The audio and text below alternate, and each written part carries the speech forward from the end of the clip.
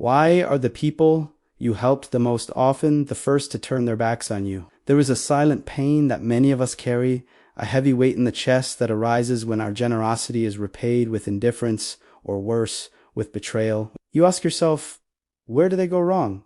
Did I not give enough? Was I not good enough? But the truth is deeper and paradoxically more liberating than you imagine. The disappointment you feel does not come from the actions of others, but from your expectation that the world operates on morality, when in fact it operates by another law, an ancient, unbreakable, and often brutal law. If you understand this law in the next few minutes, you will never be caught off guard by human nature again.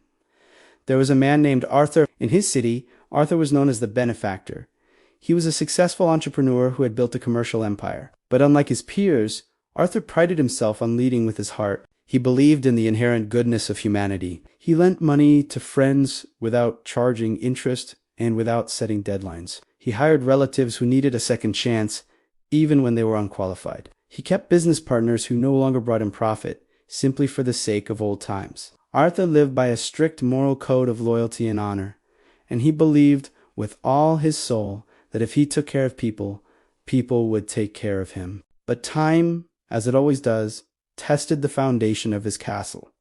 A severe economic crisis hit the region. Arthur's cash flow dwindled. For the first time, he needed to ask rather than give, and that was when the silence began. The friends to whom he had lent money stopped answering his calls. The relatives he employed were the first to sue him when wages were delayed by a week. His partners, those he had carried on his back for years, broke their contracts to ally with Arthur's competitors, claiming market necessity. Arthur was devastated, not by the loss of money, but by the loss of his worldview. He felt like a fool. He spent nights in his empty mansion, pacing back and forth, shouting at the walls. After everything I did for them, how can they be so evil? Bitterness began to poison his blood. He oscillated between deep rage and paralyzing depression. He had been good, and the world had punished him for it. He was about to give up on everything, consumed by resentment. Desperate for answers, or perhaps just for silence, Arthur traveled to the mountains to a small cabin that had belonged to his grandfather. Nearby lived a man named Elias. Elias was neither rich nor famous. He was a beekeeper, a man of few words, with a face marked by the sun and eyes that seemed to have watched centuries pass. It was said that Elias had never been stung by his bees, and that his gardens produced the sweetest honey in the region, even in the harshest winters. Arthur found Elias one afternoon, working calmly among dozens of hive boxers. The buzzing was deafening, thousands of creatures with stingers flying around the old man's head, but Elias moved with absolute tranquility, without protection, handling the combs with his bare hands. Arthur watched for a while and, unable to contain his own pain, he vented. He told Elias about his generosity, about his ungrateful friends, about the betrayal. I gave them my heart, Arthur said, his voice choking, and they devoured it. How do you deal with these creatures, Elias? They have stingers.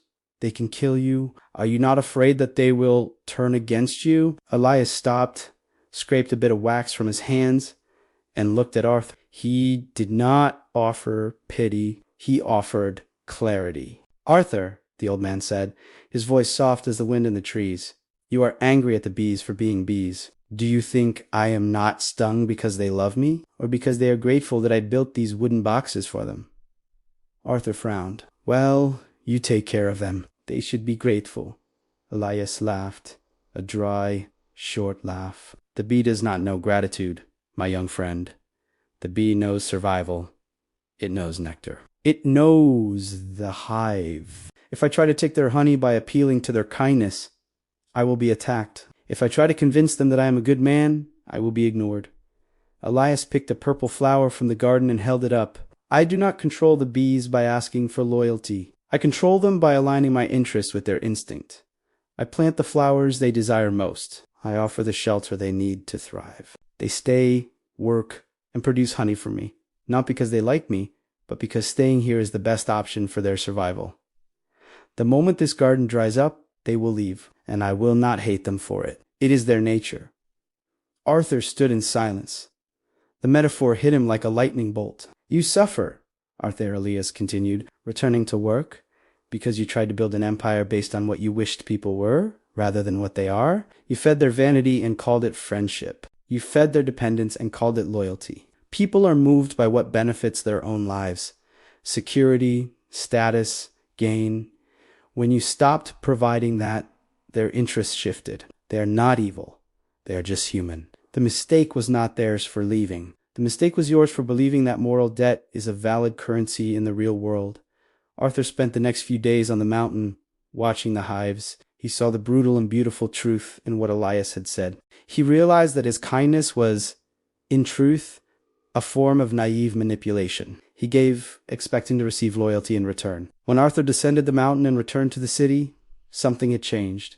He did not become a cruel man. He did not become a tyrant, but he became awake. He rebuilt his company, but this Chimi, the structure was different. He stopped hiring based on charity and began hiring based on competence and mutual ambition. He stopped lending money to buy affection. He began creating deals where both sides clearly won. He stopped expecting people to act out of gratitude and began to understand what moved. Each person individually, the fear of some, the ambition of others, the need for security of others. Arthur found a strange peace. He no longer felt disappointed because he no longer projected impossible ideals onto others. When someone left because they found a better opportunity, he did not feel betrayed. He understood that it was just the bee seeking a more flowery garden.